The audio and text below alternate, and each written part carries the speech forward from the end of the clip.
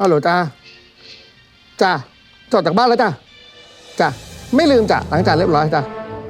ไฟเหรอปิดหมดแล้วใช่ปิดจ้าปิดหมดแล้วจ้าโอเคจ้าบายจ้า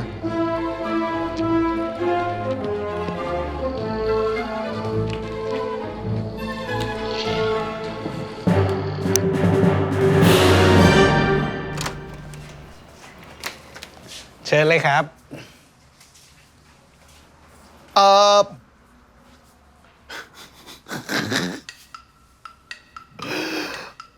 โอ้โหเดี๋ยวนะผมเข้าใจตอนแรกเพื่อนผมยืนตรงนี้ผมเข้าใจว่าเนี่ยประตูบ้านพี่ ไม่นี่มันห้องเลยอ่ะเป็นห้องเลยครับเอาอย่างนี้ก่อนผมเข้ามามันเยอะมากผมว่ามันต้องเป็นอะไรที่มันต้องเริ่มจากชิ้นแรกก่อนแล้วกันคนเราเนี่ยความเป็นนักสะสมเนี่ยชิ้นที่หนึ่งนี่แหละมันคือทำให้ทุกอย่างมันเกิดขึ้นอันไหนคือชิ้นที่หนึ่งของพี่ครับชิ้นที่หนึ่งอะครับอยู่นี่ตัวนี้เลยครับนี่คือตัวแรกของพี่ใช่ไหมตัวแรกเลยที่ทำให้ทุกอย่างมันลามปามมาถึงจุดนี้ใช่ โอ้ยเจ๋งอ่ะอันนี้ได้มายังไงครับพี่คุณพ่อซื้อให้มันคือตัวที่อยู่ในภาค2ใช่ไหมพี่ใช่เพราะว่าผมจำได้ตอนผมเพิ่งกลับไปดูเนี่ยตัวไอ้ซอมทูเปอร์มันจะเป็นแบบนึงแต่ถ้าเป็นตัวที่มันอยู่ในหน้าหนาวใช่มันจะเป็นถูกมันจะคุมลงมาหน่อยตอนที่พี่ซื้อเนี่ยพี่ก็นึกว่าคือสตอร์มทูเปอร์แต่พอกลับมาเฮ้ยทำไมมันเป็นแบบมันแปลกๆวะมันคือสโนว์ทรูเปอร์หมวกยาวลงมาหน่อยนึงดูคุ้มๆหน่อยและสมัยนั้นเราไม่เคยดูหนังเนาะเราก็จะคิดว่าเราเคยดูแต่ Star Wars เราไม่เคยดูภาค2คือ Empire Strikes Back เราก็เลยไม่รู้ว่ามันเป็นแบบเฮ้ยมันมีตัวนี้ด้วยเหรอเดี๋ยวพี่ไม่ได้เริ่มจากดูหนังมาหรอพี่ไม่ครับเริ่มจากอ่านหนังสือการ์ตูนก่อนแต่จริงๆถามพี่หน่อยพี่ชอบตัวละครไหนมากที่สุดใน Star Wars ถ้าเป็นแต่ก่อนเนี่ยฮันโซโลกับโบโบเฟตและนี่คือตู้ที่ผมคิดว่ามันทำให้ผมคิดถึงภาคผมต้องเรียกว่าภาค4ละกันภาคแรกของเขาใช่ อันนี้คือ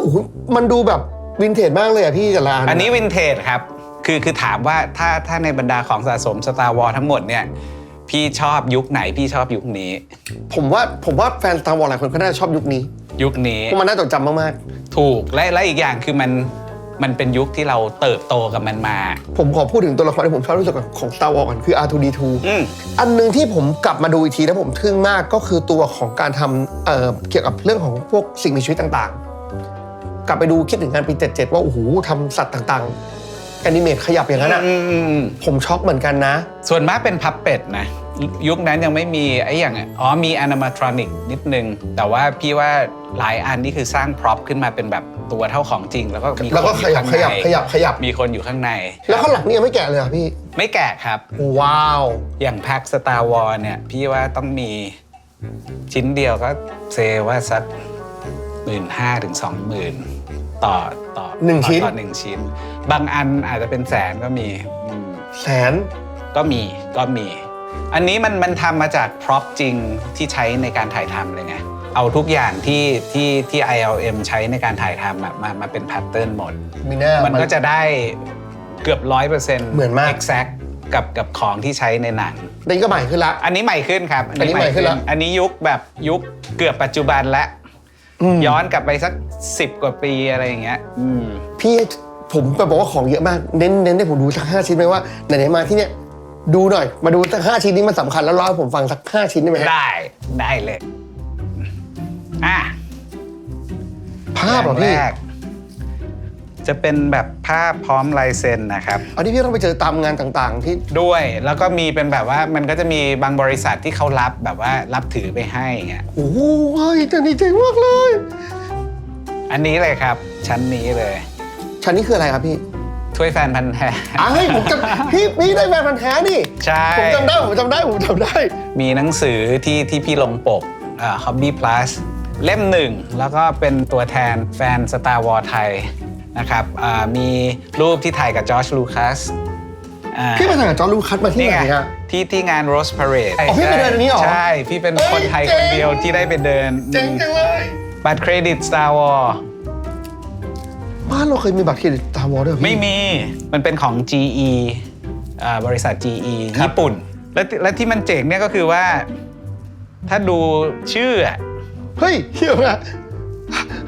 อันนั้นคือสกายวอล์กเกอร์นี่ลุคสกายวอล์กเกอร์อาจจะเป็นชุดเดียวในเมืองไทยเพราะว่าได้ครบ4 แบบด้วย คือพี่ไปรูดนะผมไม่รู้เขาจะไปเก็บเงินพี่ดาวไหนเนี่ย เก็บที่ผู้ถือบัตรเลยอย่ามาเก็บที่ผม เก็บที่อนาคินยังอันนี้ยังไงครับพี่เล่าให้ฟังหน่อย อันนี้เป็นยานไทไฟเตอร์จากเอพิโซด4คือโมเดลขนาดจริงแล้วก็เหมือนของจริงที่ใช้ในการถ่ายทำจริงๆแล้ว Star Wars เป็นหนังซึ่งสร้างบรรทัดฐานให้กับวงการไซไฟฮอลลีวูดเยอะนะถ้ากลับไปดูเนี่ยหนังสมัยนี้เนี่ยหลายๆเรื่องอย่างไอ้ฉากที่มันเป็นไล่ล่าอย่างเงี้ยยานอวกาศ Millennium Falcon หรือ X-Wing เนี่ย ID4 อะไรพวกนี้ก็แล้วแต่เนี่ยพี่คิดว่าเขาก็ได้อินสปายมาจากตรงนั้นยุคนี้ครับถ้าพูดถึงยุคนี้เนี่ยตัวที่ฮิตที่สุดแปลกมากผมไม่รู้เป็นตั้งแต่สมัยพี่เริ่มหรือเปล่ามันคือตัว Stormtrooper Stormtrooper อาจจะเป็นคาแรคเตอร์ที่มันดูแล้วมั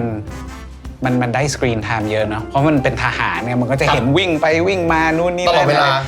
แต่จริงๆแล้วพี่ว่าตัวที่ไอคอนิกจริงๆของ Star Wars คือ Darth Vader นะDarth Vader นี่ผมแอบหยิบ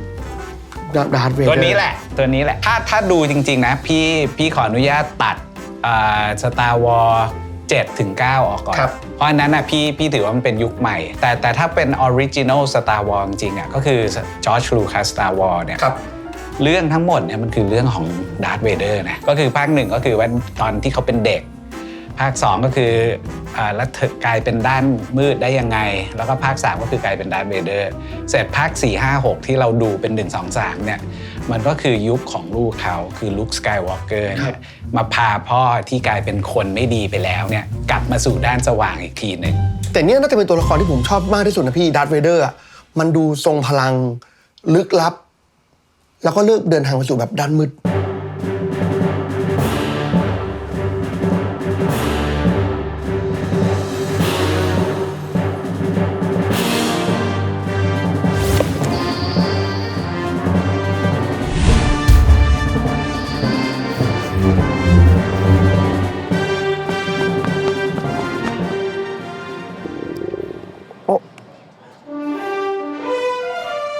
อีกนานไหมอ่ะ2 นาที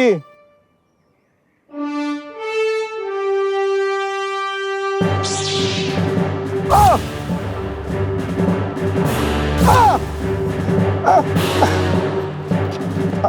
าสีไหนแดงใช่มันเป็นอย่างนี้ทุกดาวแหละกาแล็กซี่ไหนก็เป็นเหมือนกันตัวสล็อตเหรอความรักมันก็แบบนี้แหละนะมีอะไรอร่อยไหมพวกแกทั้งหมดต้องมาอยู่ในจักรวรรดิของข้า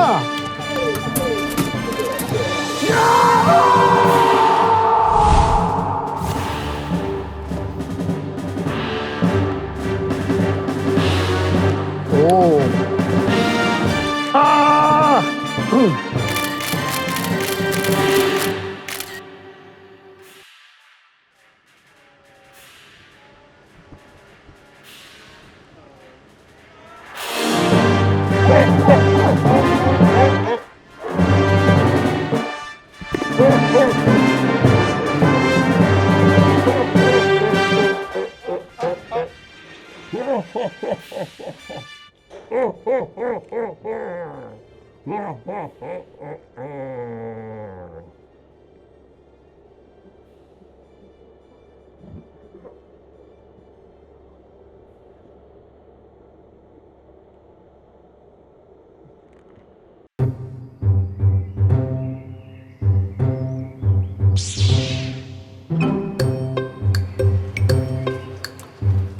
นี่ครับอุ๊ยอะไรพี่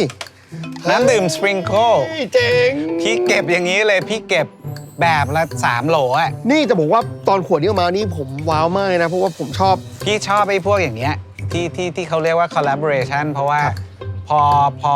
มันหมดแคมเปญอะของพวกนี้มันจะหาไม่ได้แล้วไงลิมิเต็ดละบอกว่าไอ้สปริงเกิลรุ่นเนี้ยที่แปลกคือพวกนักสะสมต่างประเทศอยากได้มากนะพี่มีส่งออกไปแบบเป็น10 ชุดเลยนะเฮ้ยที่เมืองไทยคุณมีนะนี่หรอถูกต้องสั่งซะหน่อยและสปริงเกิลเมืองนอกไม่มีสปริงเกิลนะเขาก็เลยอยากจะได้ของคนไทยอยากได้มากส่งไปเป็น10 ขอดูขวดนี้หน่อยนี่อันนี้ครับเป็นขาวกับดำเหรอพี่ใช่ครับเดี๋ยวนะอันไหนมันเป็นตัวซีรีส์1อันนี้ซีรีส์1อันนี้คือ1ใช่ไหมครับและนี่เป็นขวดพิเศษนะครับที่ขายที่เมเจอร์กับ SF ที่ต้องดู Star Wars ถึงจะได้ขวดนี้แล้วก็ต้องแลกซื้อพอได้มาบ้านพี่ผมดีใจมากเลยได้มาดูคนที่เขาแบบ รักอะไรบางอย่างแล้วสะสมของมานานขนาดเนี้ยพี่สะสมมากี่ปีแล้วนะ น่าจะมี ตั้งแต่ต้น ตั้งแต่9 ขวบอะก็ตอนนี้พี่ก็เลข 5 แล้วเนาะก็ 40 กว่าปีอะครับ ผมถามไม่สิพอเราสะสมมาขนาดเนี้ยการสะสมมันให้อะไรเราบ้างนะ ข้อหนึ่งเลยพี่ว่าเราได้ในเรื่องของรายละเอียด มันมี100 กว่าตัวเนาะเราก็ต้องจำชื่อให้ได้เราขาดตัวนี้นะ มันก็สามารถมาช่วยในงานประจำวันในชีวิตประจำวันได้เยอะอะครับ วัยรุ่นที่โตมากับยุคหนังใหม่ๆ ก็คงได้อะไรจากหนังของยุคตัวเองนั้น ถูก ๆปีนะพี่ขอบคุณที่ได้มาบ้านพี่นะ ยินดีครับ เนี่ยถ้าเป็นแฟน Star Wars น่าจะชอบไหมพี่ ชอบมาก ใช่ไหม ชอบมาก ชอบอ่ะอามกับพี่มันน่ารักดีว่าไงไป ขวดน้ำลูกค้าลืมไว้ที่บ้านพี่ ไอ้บ้าเอ้ย ไว้ตรงไหนอะตู้เย็น ตู้เย็นเหรอ